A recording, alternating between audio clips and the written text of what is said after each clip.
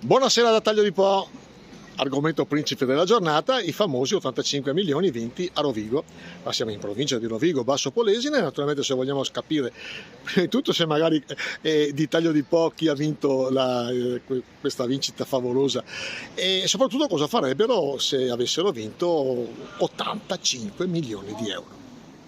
Cosa farebbe lei con 85 milioni di euro?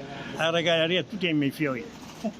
Però qualche soldino se li terrebbe anche lei. Ne ho abbastanza. Li ha già, lei ne ha già 85 milioni. Bravo. 85 milioni di euro cosa farebbe?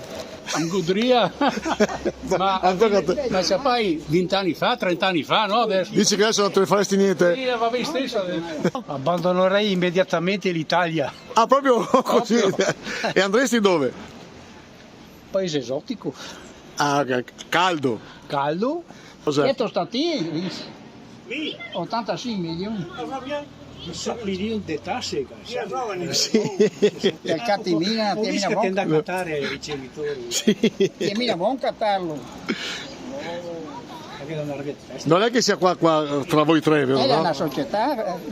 No, lui la faccia. È contento, guarda.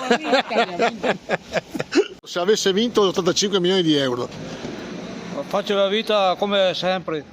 No, è perché non li ha vinti, ma se li avesse vinti... No, io ho vinti comunque. quindi sei obbligato a fare la vita come sempre. Sempre come sempre, basta. Vabbè, dai. 85 milioni? 85 milioni sono belli, eh? Sì. Beh, come mi sveglio la mattina, la prima cosa è prendere la macchina e fare un giro a Modena.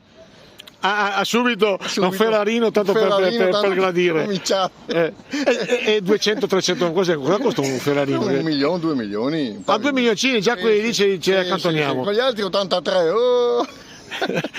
ne avanzano.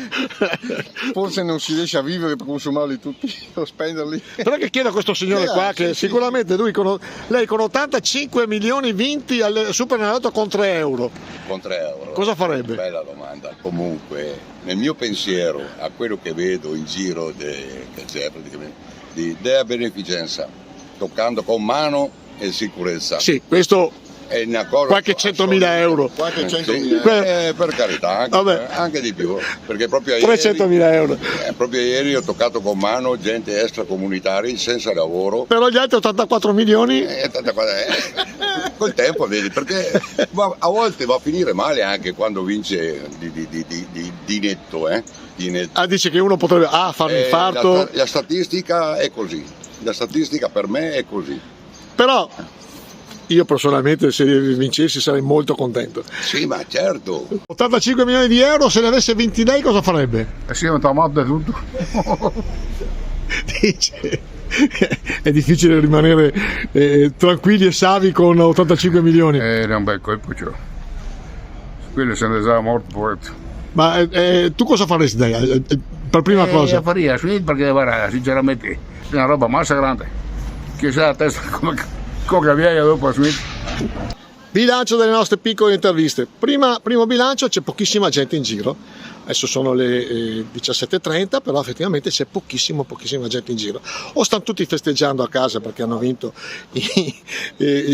bei soldini, oppure effettivamente i nostri paesi si stanno un pochino spopolando, ma questo è un altro discorso. Auguriamo tutto il bene possibile a chi ha vinto gli 85 milioni di euro, che se li possa godere con la sua famiglia e tutto, con una grande punta di invidia.